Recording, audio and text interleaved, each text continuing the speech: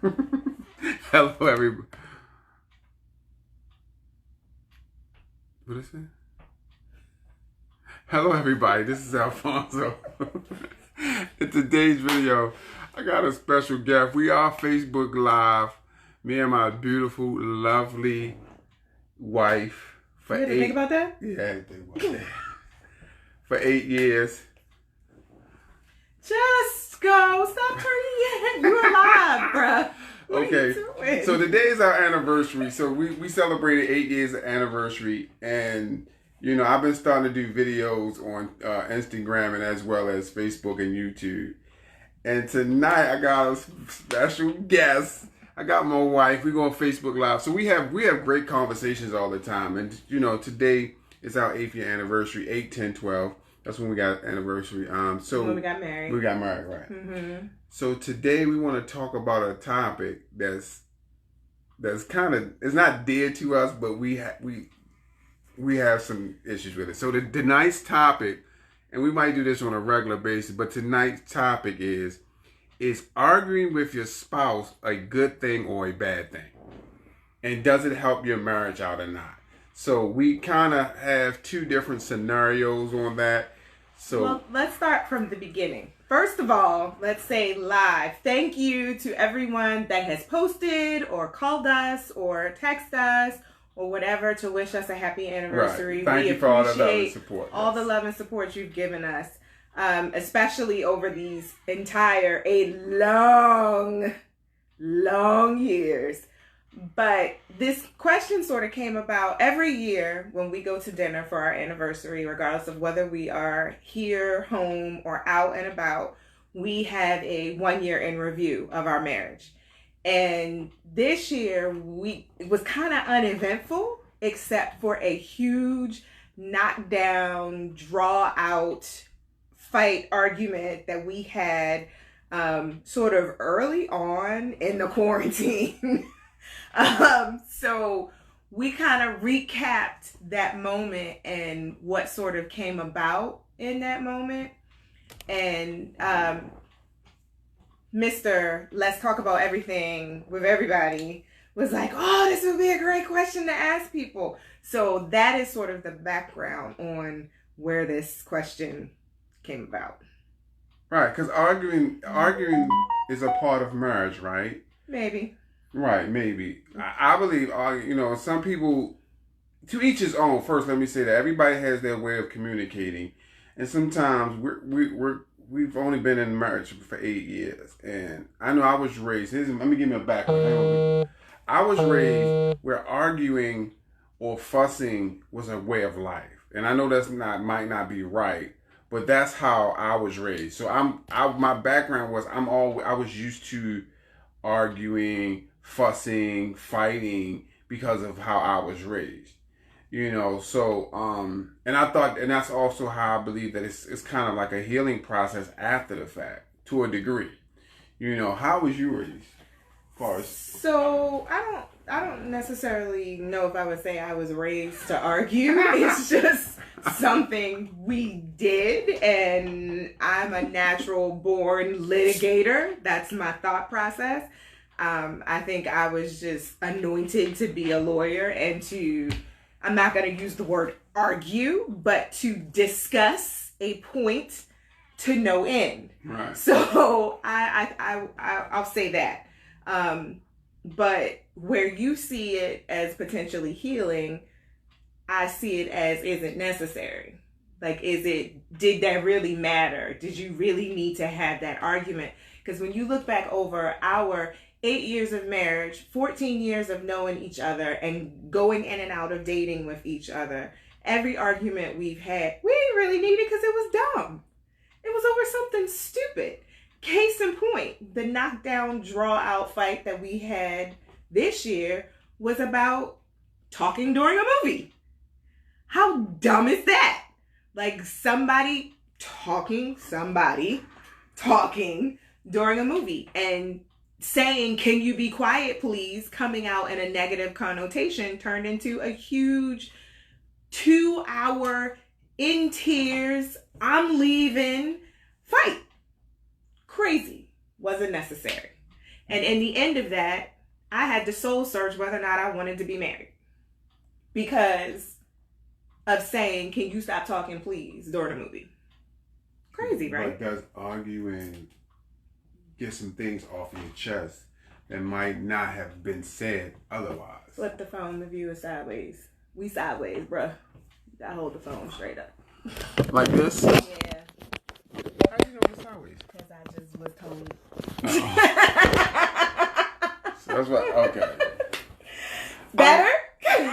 I'm sorry. All right, I'm sorry. I'm kind of slow at this. I'm working on it though. My videos are gonna get better. Trust me. I'm gonna get a camera. I'm gonna get a stand. My videos gonna get better. I'm gonna get editing. I'm gonna get it better. So guess what? His wife has all these things.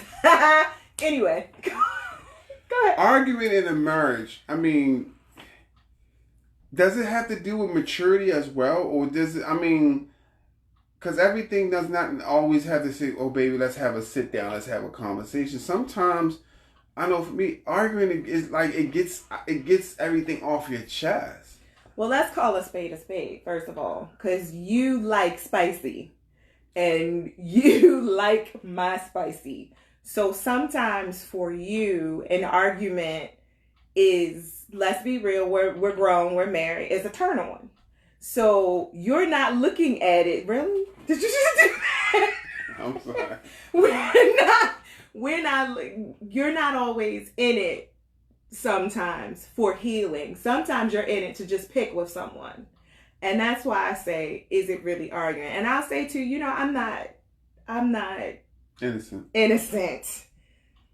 Because you like in that regard. litigate. Because I like to litigate. So sometimes I just like to hold on to a point and drive it home just because I need to drive it home. So let's just be honest about it and say, okay, it can bring healing. But I think before you start asking, can it bring healing? What is the true intent in the moment? What are you trying to gain in having or causing or contributing to an argument? And let me just preface this. We are probably the best couple at arguing. It's what we do. Like it is what we do. We do it well. Like if there was a gold medal, we got it locked in the bag. It is us. We like so. But our conversation today sort of sparked that, okay, we're in year 8 and let's look at year 1. Year 1, it was these knockdown arguments at least once a week, maybe twice a week. We was arguing about everything. Right. And now in going into year 8, we found one. Like, right. And we're not talking about little nitpicky, oh my God, pick up your socks, and then that's it. We're talking about this really sort of altered the process of the day. Now your whole day is ruined. And like I said, with our situation, I had to walk out of the house and ask myself, do I want to be here? Like, do I still want to be with this man after this argument? So we're talking serious knockdown, bad We're talking fighting, about real. We're talking about real. We're talking about going to war. Yeah. Even though it started over something petty. But you're looking at Mr. and Mrs. Fred and Betty Petty. Right. So we're not even. You're talking high pitch. You know. Tears. Yeah. Let's be honest. Tears. My son standing in between us. Right. Pulling me away. Like my son's ready to go. Like for real. Over. Like ready to go. And you know my sons are grown. So ready to go over asking somebody to be quiet. This was a real fight. So it started from something stupid and insignificant, but apparently there was something more underlining going on in that moment that probably needed to come out and be addressed. Hence the reason for this question. Is it really necessary to argue with your spouse? Is it good or is it bad? Does it promote healing? Does it promote hurt?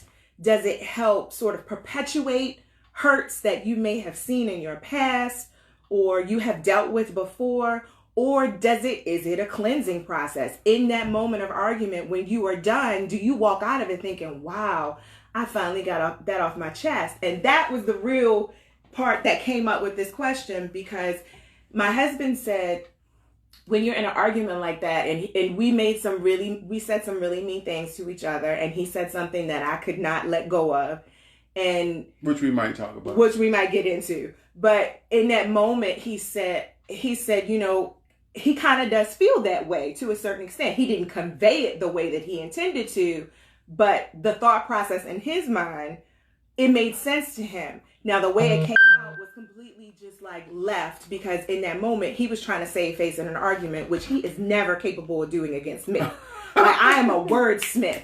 When I'm in an argument, I'm pulling stuff from out of everywhere, and it's just rolling off my tongue like da-da-da-da-da-da. And see, he can't keep up. So in his effort to try and keep up, he says some really left things that make me stop and go, really? That's how you feel? So when we sort of replayed this argument, I brought up the fact that I think in an argument, you're speaking your truth. Like, it's not about you, I said the wrong thing, I didn't mean to say that. No. You're speaking your truth. You're speaking something that you probably wouldn't say any other time. And now in this argument, because you are rapid fire, just spitting stuff out at your spouse, you're saying things that typically you would filter or you would think through. It's just coming out like, like you just got a machine gun. And I said, so in that moment, you can't tell me now that you're reflecting that, I didn't mean that. No, you meant that, but I need you to explain that. So that's where this question came about. But what we mean by, is it a good or bad thing? Because are you now finally getting things off your chest that you really need to talk to your spouse about, that you didn't know how to say it, and it may come out super ugly in the argument, but you finally got it out, and now it's like, whew, I got that out. That was my healing. It's off my chest. We can move on. Or now are you like, okay, we said some things that we need to work through? Right. And I know for me, once, I think dealing with that last argument that we had is, I always like to reflect and go back. And I did say some things that was inappropriate and was not right. Because my motives don't be right when I argue. I'm arguing, and I just learned this recently, is that my motive's not right. I'm arguing trying to be right, and I don't have to be right. You know what I mean? I'm arguing to try to get my point across, and I don't have to get my point across. A lot of times when I want to go blows with the champ, the Floyd Mayweather of arguing, I can't win, but I'ma still try. So I want to be right. And I want to get my point across. And it's really not about getting a point across. So a lot of times when I reflect, I say, should I have said that? Should I have said that? Did I need to say that? But it's only until after I say it that I realize that a lot of the stuff that I say, or I try to convince to get on my side, it's not necessary. And that's what I think we're getting with this argument piece. I get a lot more healing, because now I understand that, I might have said some things, and sometimes it might be hurtful, but I learned that I don't have to say those things, or that maybe it's a different way of wording them. So a lot of times I learn more out of an argument. I learn how a person really feels about me as well, but I learn more about myself since, okay, Fonzo, you might not want to go down that road. And I'm picking and choosing my battles. But again, that's some generational stuff that I'm learning to get through. You know what I mean? Right. And see, transparency with me, when I say something in an argument, I probably mean it. It's probably something in it, because my brain moves quick. So unlike my spouse, who is just looking to keep up with me, no, I got like 50 points stored that I've been holding on to, that I'm just ready to spit. I don't think men built like that. Like, am I the only one, ladies? Am I the only one that I got some things in the back of my head that I'm just waiting for you to make me mad, and I'm gonna be like, and this, and this, and this, and this, and this, and I mean it. I'm not playing. I'm it may come out word vomit, but the underlying meaning, I meant what I said, and I'm not gonna take it back. So I am mindful of what I say in an argument, and I know my tongue is rapid fire, and it is like a snake, and it's gonna bite, and it's word vomit 9 times out of 10. But there is some underlying truth. There is some truth in what I'm saying. There is something that needs to be addressed, and it's not, for me, it's not about healing. It's about, now here's my platform for us to work through some stuff and for us to say some things. So we might as well just go ahead and get into what the main point was, which had me sitting on our deck saying, I cannot be with this man anymore. And this is probably gonna hurt. So here's the point. Here's the main point. Is there a, I want to pose it as is there a difference? Because what happened was, there's different kinds of abuse. We know there's physical abuse, verbal abuse, and other kinds of abuse. Especially in a marriage, I have been both physically abused and I've given out physical abuse, and I'm not proud to say that, but it's been a part of my life. But I also received a lot of verbal abuse, and I also given a lot of verbal abuse. Now, to me personally, the verbal abuse hurts more than the physical abuse. And in this argument that happened earlier this year, I misstated that physical abuse was not insignificant. Right. I verbally said that physical abuse is not significant, and I didn't mean that in a way which is insignificant to the person who's being abused. However, I didn't include the comparison to verbal abuse, and which started a whole nother in that moment argument. What I heard, what my sons heard, what we all heard was physical abuse is insignificant. And I went left.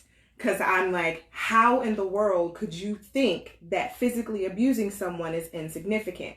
And so I preface again that this is my husband, who is not quick-witted and is not quick on his feet. So in an not effort, against you. Not against me. So in an effort to overpower me in this argument, because again, I'm with all my points, and I got point after point after point after point, which I know is now hurting his feelings, and he's feeling like, okay, well, I gotta combat something. So all he could bring up was, well, you yell at me, and you yelling at me and being verbally abusive is worse than physical abuse. Physical abuse is insignificant. And I went left. How dare you?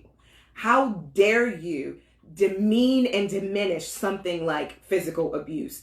And in that moment, I walked away thinking, I cannot be with this man. I cannot be with a man that thinks physical abuse means nothing. Not to say that he's ever physically abused me, because he died. But I ain't scared of you. 4 sons, grown, lift weights. Try it if you want to. But it was just the fact that he said it. And to me, my thought process is, which is different from him, when you say something in an argument, that is really how you feel. And because I am a wordsmith, and I believe I was born to be a litigator, even though I'm not, I am playing on your words. And this is how he gets tripped up with me in all of our arguments. You said this. Well, I didn't mean that. Nah. And I will say to him, in a court of law, you said this. This is what you said. This is what I'm going off of. It is not my job to interpret what you say. You said this. So it took us back to, okay, the difference between him thinking, saying something, you kind of got to know what he's thinking when he's saying something in an argument. I think and most men are like that, though. No, I think that's just you.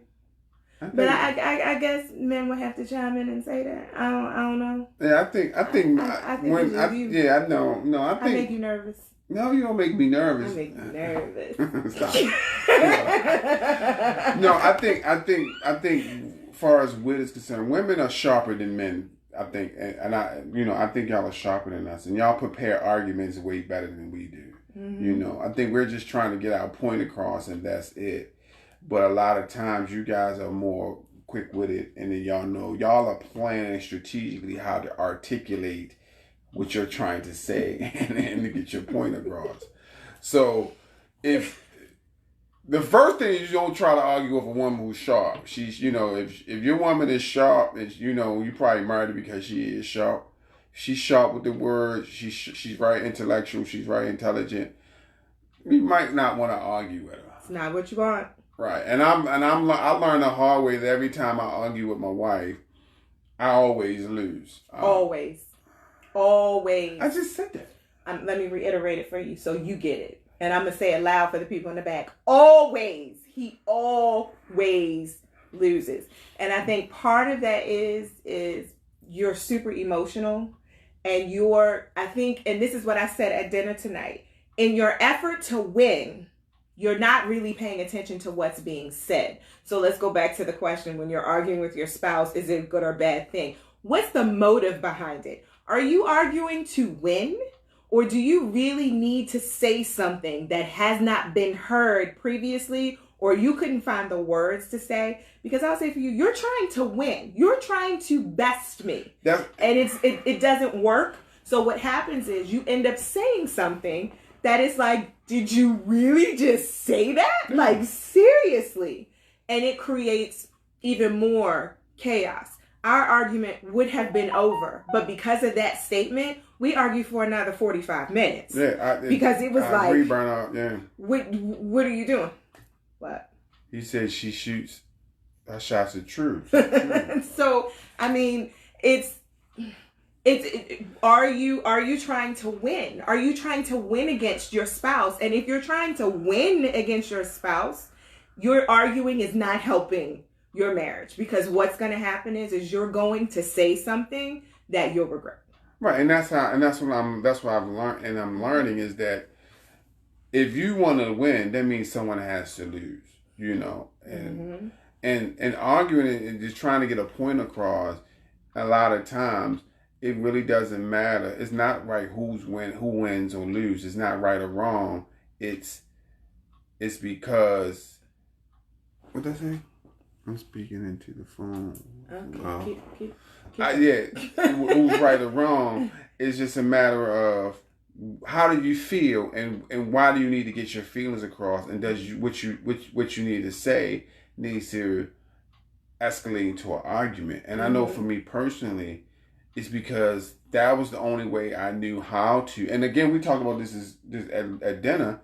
A lot of times it's other factors that play. A lot of times I argue if I'm tired, if I'm angry, or if I didn't get my way, or if I'm feeling some kind of way beforehand, then anything will make me click, tick off. Then I'll start this argument. I'll get frustrated, and then I'm arguing about something that's really small.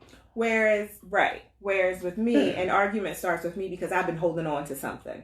Right. I need to express something. There's something that I need to say that I have not been able to say, and I've held on to it for a while. And now you left your sock on the floor, and here it comes. Y'all scandalous. I mean, let's be real. Like we all have our different motives in starting an argument. But at the end of the day, is it necessary? Is it vital? Is it going to help grow your relationship? And I think that's the roundabout point that we're trying to get to. Is it going to help grow your relationship? Is it toxic? Are you creating a toxic environment in your relationship?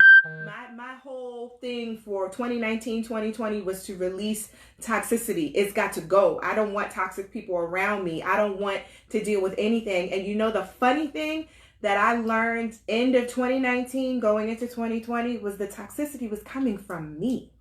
I was the venom in my circle. I was the poison one. I was the one that was holding on to things and creating issues out of nothing because it was something that I was missing, that I wasn't getting. And instead of saying, we need to have a conversation, it turned into, oh my God, you left your socks on the floor. This is why I can't stand you. And now I'm telling you how I really feel about the things that I should have just said. And he's sitting there like, well, I don't understand where this is coming from. And now he wants to win. So now he's throwing his shots. and now I'm on 20 because he's trying to win. And at the end of the day, it's about finding, what's the point? Right. What is the point? Right. What is the point of creating this argument? What is the point? Like, is there a real issue here? Or are you bored and you just need something to do? And sometimes our arguments stemmed out of boredom. Right. And I think Nancy just said it. And we always trying to get our point across, but there's a way to get your point across. And most of the times my points are so minimum. It's just, I just want to be right. You know, I'm like, no pun intended, I'm like black people. I want to be heard. You know, I want my voice to be heard. You know, I want freedom of speech. I want to be heard. You're not listening to me. It's not a democracy. Right, exactly, right. I want to be heard. You know, I want my point to be. I want to get my point across. I want to say what I need to say, and I want you to agree with what I'm saying and says, okay, even if it's crazy, even if it doesn't make sense, but in my mind, it's the best thing. You know, it's the right, you know, so a lot of times that's when the argument comes, because if you go contrary to what I think you should say, or what I think you should, you know, how you should react, then next thing you know, I'm ready to throw blows. So then here's the next question. If that is your motive, do you know your spouse?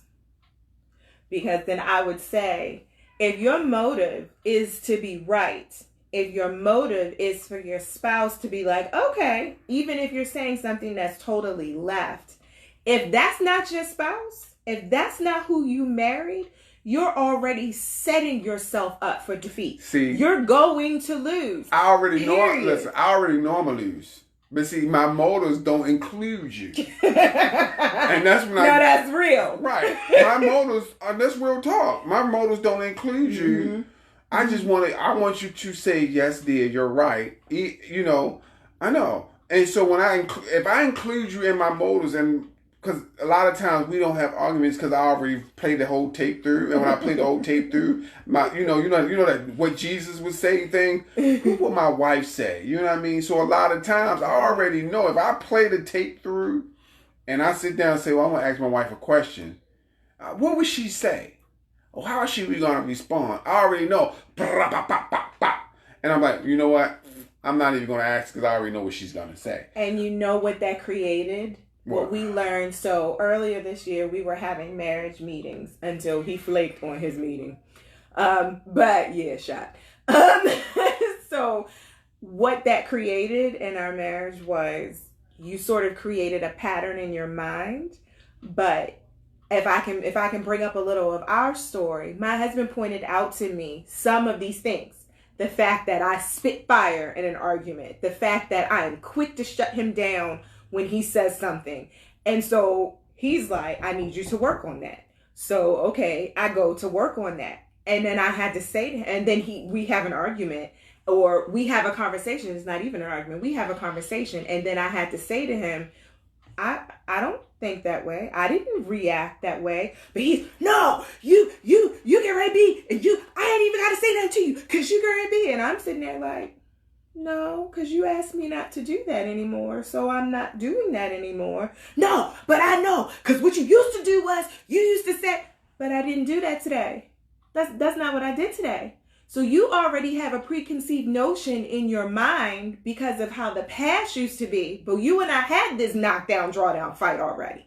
And we've already come to the conclusion and had the after talk and had the whole recompense of, okay, I don't want to do this behavior anymore because it's like a shot. It's like a dagger to my husband. And if I don't want to demean or belittle my husband, then I can't react this way. So now when I start walking that out, right? I start putting that into motion, and I start becoming the person that he asked me to become, and I start reflecting on that. You can't now hold me accountable to how I was in my past. So if you're going into this conversation, think, well, I already know what my wife is going to say. I already know what my spouse is going to say. You're creating a platform for an argument because now I'm offended, right? I'm doing the work, right? I'm doing the work to be this better person. And here you go, bringing up my past because it was easier to argue with me than to deal with me saying, okay, well then tell me the plan. And you weren't really ready for that. You weren't really ready to walk out the next step because you wanted it to end the way you wanted it to end. Right, because when people change, and I give you credit, both of us credit, but when people change and they start showing or exemplifying change, the person who's receiving it is foreign to them. You know what I mean? Mm-hmm. When you started changing, you wasn't acting a certain way. You started doing things.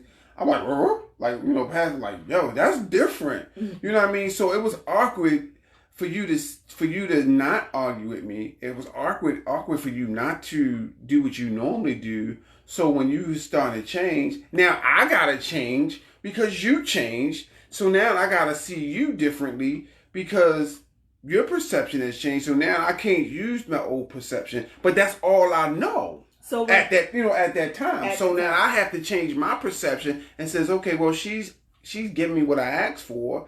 Now I gotta in turn start to give her back what she's asking for, which is again another issue, or not another issue, but another topic, because now I want to argue with the old Nikia. I want the old Nikia back so we can argue, because I want to get my point across, even though I don't get my point across. But I know it's oxymoronic. It's a vicious cycle. It's oxymoronic. It's a vicious cycle. But but then in turn, once you start changing, and I think that's one of the reasons why we stop arguing less.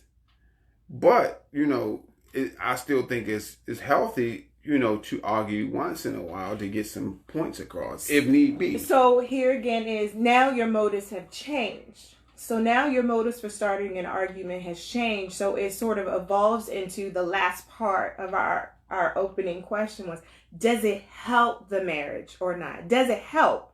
Now, we've gotten through we've argued and we've come to the end of that.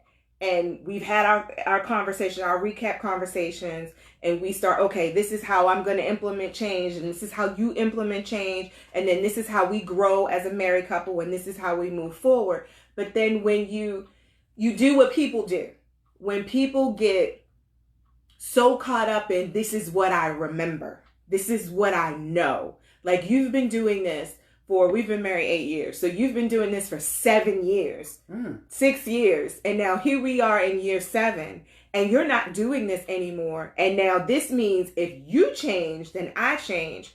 So you're back to creating another cycle of arguments and creating a different kind, an elevate. Let's call it a grown-up elevated type of argument, because now you're fighting change. So now you've graduated from fighting each other because you're not on the same page, you're not on the same wavelength, to now you're fighting the change, the natural evolvement of your relationship. And now it's time to take stock in, will this help my marriage or will this harm my marriage? And how do I sort of move past this need for combativeness that we created in our life? But will it help? I think, and go back to what you said earlier, arguing is a turn on to me. Say, this guy. No, that's real. I mean, I like the feistiness, and and don't get us wrong, but we have conversations, and we can sit down and we can have a grown up, adult, mature conversation about whatever topics we need to, right, and resolve issues. But sometimes I want you to roll your neck and don't talk to, I like that. I like that fire. And I now don't get me wrong. I'm petty. I used to be petty. I used to be Freddie Petty. Yeah, I'm not as petty no more. I'm changing. So I used to like to instigate arguments. Still do. No, I don't. Yeah, you do. Don't stop. No, how you start? You start. Because you be. No, I'm getting better. I'm getting better. Be honest with people. I just said I'm getting better. So, but I like the feistiness. It does something to me. I like it. But I say all that to say is that sometimes, do you need a little bit of fire in your arguments, or does all conversations have to be, well, you say your part, I say my part, and we just happily, we just walking through the meadow? Or do you really need to have those heated conversations? So basically, is it necessary to create a situation that would... I didn't say necessary to create. Let me finish my step. What are you doing? Because I'm kind of checking. Go ahead. Go ahead. Come on. Is it necessary to create a situation that would produce an outcome of a makeup moment? Is that makeup? Because that's... I mean, come on. Tell them what you're really looking for. You're talking about spicy, but in the end, you want the spicy in it. That's premeditated. But isn't it? Isn't it though? Isn't it premeditated for you to say, yeah, come on, be careful with your words now. Because isn't it premeditated to say, well, I like to argue because I like the spicy. So, okay, so now are you creating an environment where are you trying to get a rise out of somebody because in this moment you don't feel the spicy?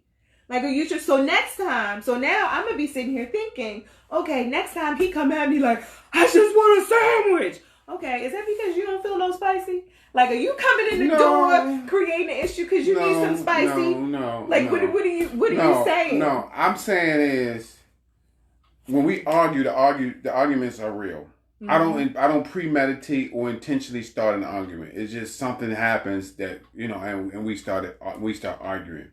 But what I'm saying is, in the midst of once it gets started, mm-hmm. there's something that turns me, that turns me on, be like, ooh, this is feisty. I like it. But I don't go into it like, today I'm gonna start an argument with my wife. No, I'm not gonna start an argument.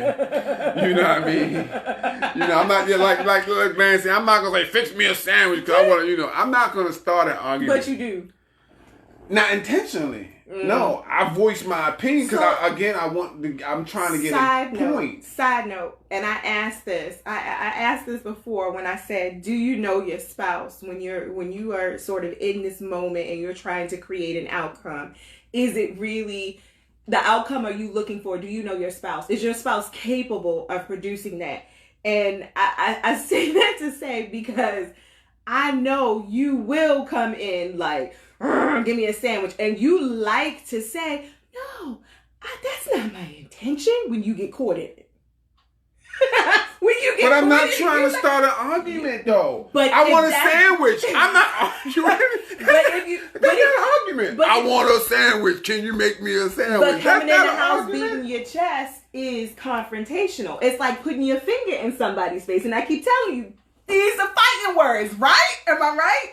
So if you put your finger in somebody's face and your voice is loud and you're high and you're elevated and everybody's just sitting around, that is creating an argument. Because the only choice I now have is to be like, what is your problem? But hold on. My first thought is not now, let me make my husband a sandwich. My first thought is this man better walk himself out that door and have a conversation with himself to get it together and then come back and have a talk with me. Because if he don't, this man is about to catch that's a whole something he ain't trying to catch. That's a whole nother subject, right?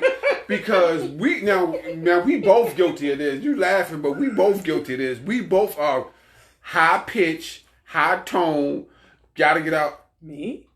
Yeah. So we go up a couple of octaves every time, even octaves. That too. But every time we even talk, like now, because we can go there. We both can go there. Well, we both can go there. So that brings up another point. Does the tone creates an argument? Because if I come in and says, "Baby, can you make me a sandwich, please?" Or if I could, "Baby, make me a sandwich." You ain't gonna survive that, right? Don't do that. Does the tone of a person's pitch creates the environment for an argument? Yes. Right. So I would say it does. Because thinking, let's change this. Let's get the heat off of you and let's put the heat on me. Put the heat on you. Let's put the heat on me. Okay. Let's talk about the argument we had, the knockdown, draw down fight. This is the basis of the story. I was watching a movie that I wanted to see. It was the Clark sisters. So now y'all have a time frame. Okay? So it was the Clark sisters. It was on. Everybody else had seen it. I had not seen it yet. And I was like, everybody be quiet, please. Let me hear this. Let me finish. Because now we're going to start an argument right now. Because you watched it without me. No. I was mad from the jump. Whoa. You watched it without me. No, I didn't. Yes, you went upstairs and see, here we go. You went upstairs in the bedroom while I was on the deck contemplating whether or not we should still be married.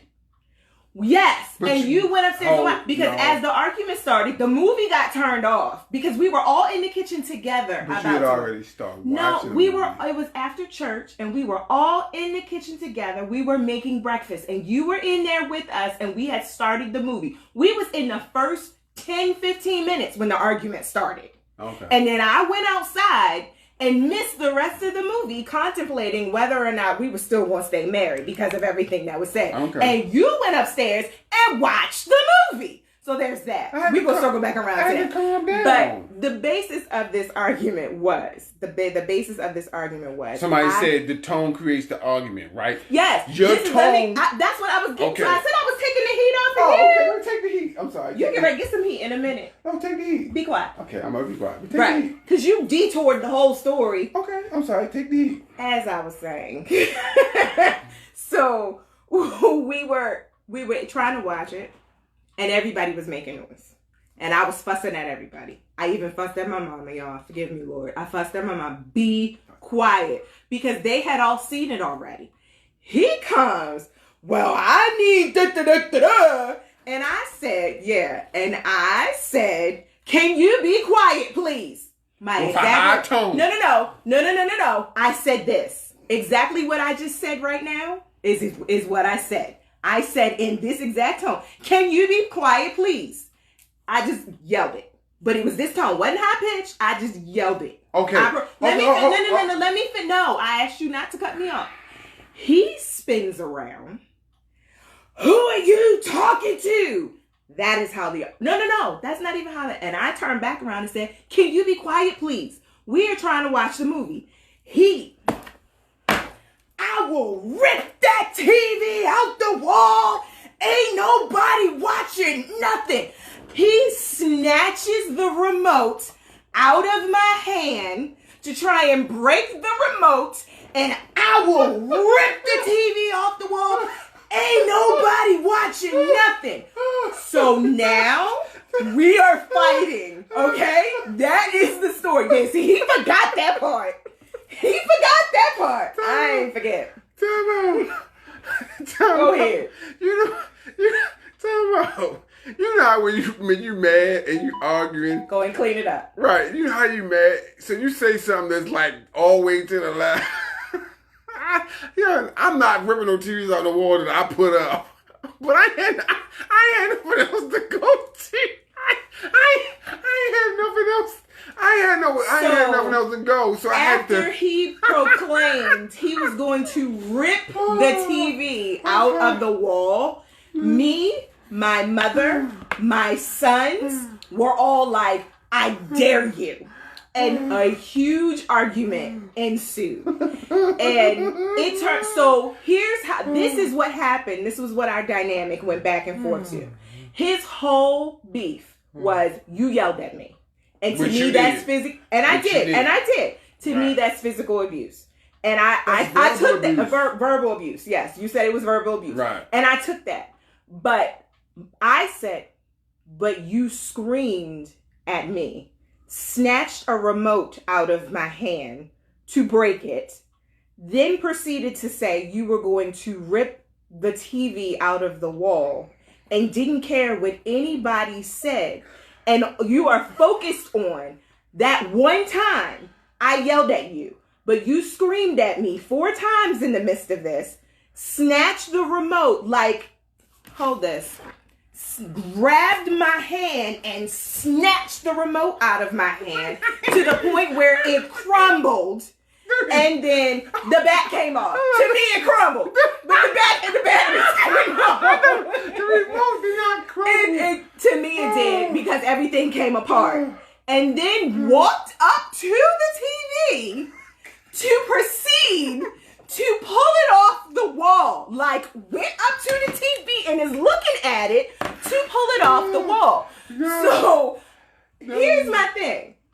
Your whole argument, the whole argument stemmed around verbal abuse, right? And me yelling, me yelling. Let me not say verbal. It wasn't. But don't change it now. It was tone. It was tone. That wasn't the argument. Right. What you said in the argument. Right. Was, don't change it now. I'm changing it now. No, we're not changing it now. We're going to keep it on the level. What you said was verbal abuse, and when I pointed out, but then you physically got aggressive. That's insignificant. That doesn't mean anything. That's insignificant because he's caught up in the wrong of him. And we're going back to, does it help your marriage to perpetuate? Here's the thing. He could have easily addressed me by saying, you don't have to yell at me. Real simple. Like I have done to him. Don't yell at me. You don't have to yell at me. And that would have killed it. But instead, he doubled down on it. Like, I'm here, and he went here. And so then I went here, and then he went way up there. Because he wanted to win. No. At this point, you wanted to win. Absolutely. So now you went all the way up there. Absolutely. Is it helpful? No. Is it necessary? No. Did it need to happen? And does your marriage need it? Here's a better question. Can your marriage survive it? And I say that because in that moment, our marriage survived it, but I sat for about an hour on our deck contemplating, how do I make this move? How do I get out of here? How do I take everything, ladies? How do I take everything and get out of this? Because this went way left over something that could have easily been handled. So I truly agree with you, Nancy. Does it help your marriage or not? And will your marriage survive it? Should be the next thought process. Will we get past this simply because somebody wants to argue? Right. And again, and Nancy just said it, and that's how most of our arguments start like that. It's tone. Because of who we are, our makeup of a person. This is understanding your spouse is, I know that in order for me to get, again, I gotta raise my tone, but I got a person that's going to raise their tone back, and then I get upset when her tone gets raised, because then I gotta raise my tone, and it's both wrong. It's both wrong. Mm-hmm. But in the situation she's talking about, I wasn't at that point where I don't want to resolve. I like the argument sometimes, and I carry it too far sometimes. Yes, I totally admit it, and I admit it to you. But sometimes I'm not gonna be, well, you should not talk to me like that, and and try to diffuse it, which I should have. Mm-hmm. Don't yell at me. Don't talk to me like that. Mm-hmm. Even though you had every right because you was watching the movie. Mm-hmm. But sometimes, if we wouldn't have did that, right? And this is hindsight 2020, your words. Hindsight 2020. If we didn't have that argument, we'd have had feelings and emotions that would have never came out. Right? You said some things, I said some things, and we both, even though it was heated, we both got a little bit more transparent. And like you said, I know we're gonna survive it. But we both got transparent. Well, now we put more cards on the table where we were able to say, you know what? Let's look at and then I was able to look at the part I played, and you was able to look at the part you played. Mm-hmm. But would that have happened if we didn't have that argument? If we wouldn't have dropped, we wouldn't have had it. We'd have been stuffing the feelings and emotions about some stuff that might have been petty, that might have festered. And let me sort of add to that.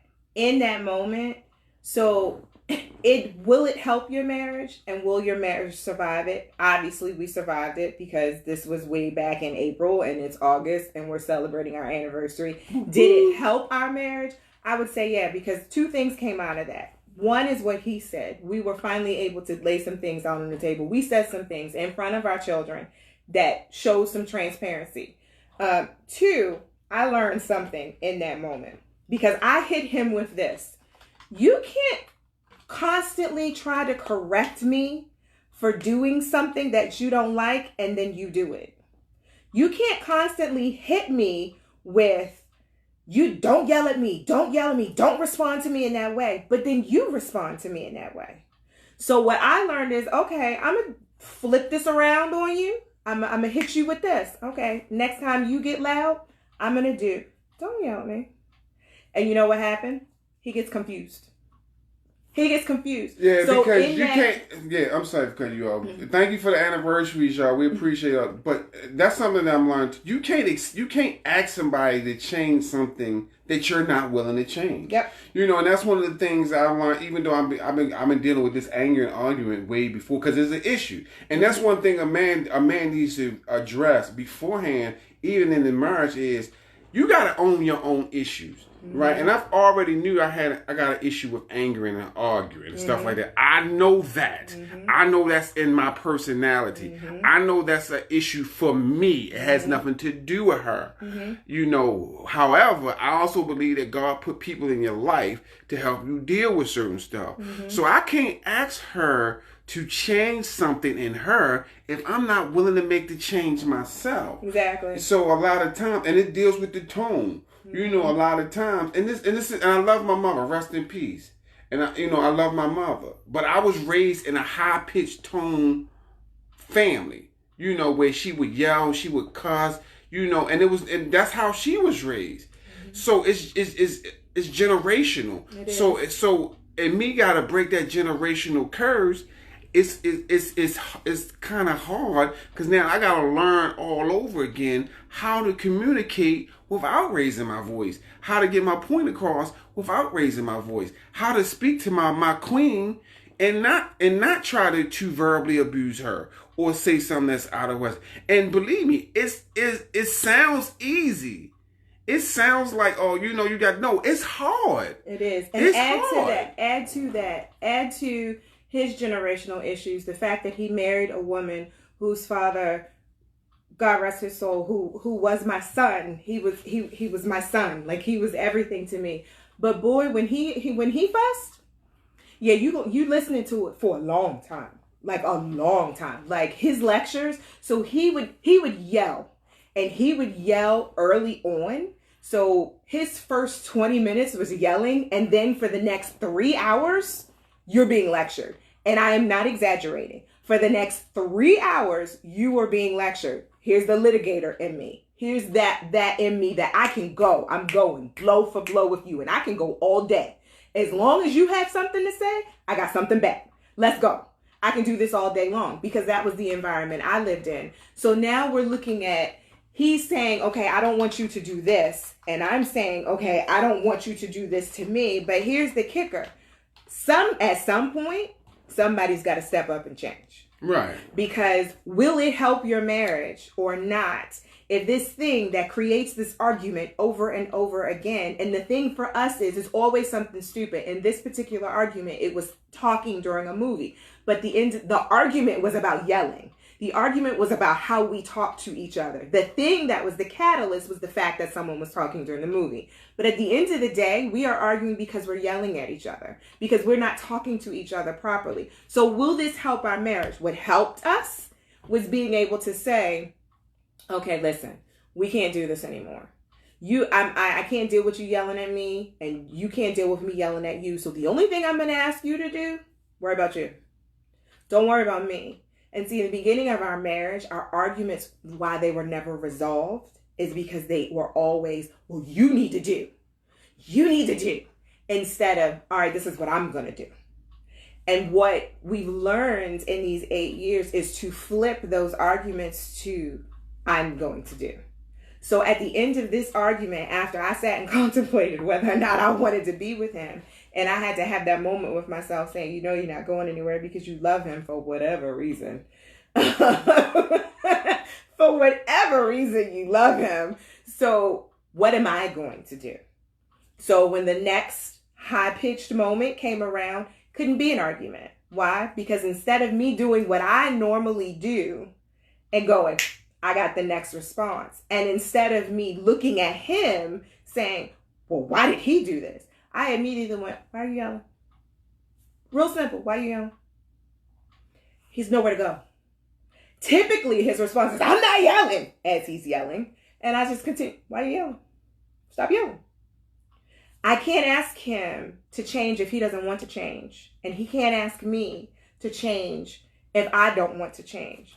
But at some point, someone has to say, I don't want to do this anymore. I don't want to argue anymore, because at some point, it won't help your marriage. It won't. There are things you can learn in every situation, but at some point, it's only going to cause detriment if you're never getting something out of it. If all you're doing is arguing, if that's it, it becomes the bad thing. It doesn't help your marriage, and it won't survive, because at some point, someone will get tired. And I had to say, do I want to be tired, or do I want to fix it? And the only thing I can fix is me. And mine is, do you want to be tired, or do you want to be right?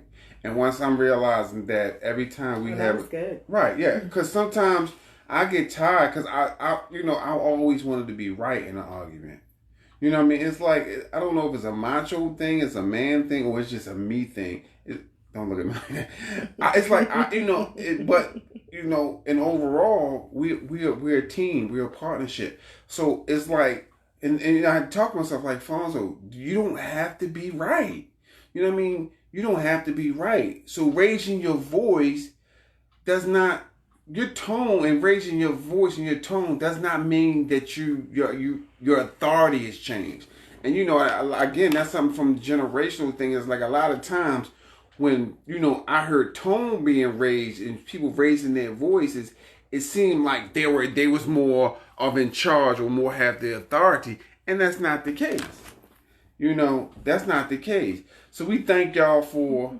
So we kind of just sort of had this conversation, and he's been doing these videos, and we had this talk at dinner, and it was like, maybe this is something that we should just sort of openly talk about. So we got 1,000,001 different stories and scenarios of our marriage. And we've only been married for a short little bit of 8 years. It hasn't been like we don't have the longest marriage. We don't proclaim to have the longest marriage. We don't proclaim to have a 8 years. Woo, woo, we don't proclaim to have a perfect marriage, because we are far from it.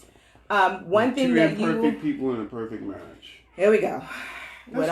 So he likes saying cliches, and I think cliches are pointless and have no meaning behind them because they're so cliche. But I will say this: we are a match. We are each other's match, and we just felt like maybe it was just time to share. Yeah, maybe it was and time I'm to share. I'm gonna invite you on my Facebook Live next Monday again. I'm gonna come up with another topic for you. Oh, thank you for coming and being a part of Fonzo's Facebook Live fiasco. So the topic was, and we're gonna close with this: is arguing with your spouse a good or bad thing, and does it really help your marriage? And again, we have different points of views, but at the end of the day, we know that at the end that we both have to work on ourselves individually. Mm-hmm. We both have to change our tone, watch what we say, because words hurt, and you really, once you put them out there, you really can't get back. So I. And let me say this one thing that we neglected to say in all of this. We don't always do it. So there's that. We're not arguing every day. No, I'm not talking about we're not arguing every day, but we're not always mindful of our tones to each other. It's just we are mindful of how we respond to it, but to say that we don't argue, we do have little small arguments here and there, but nobody's perfect. And when you're in a relationship, you can't expect your spouse to be perfect, and you can't expect your spouse to, the day you say it would be helpful if you didn't do this, you can't expect them the next day to never do that again.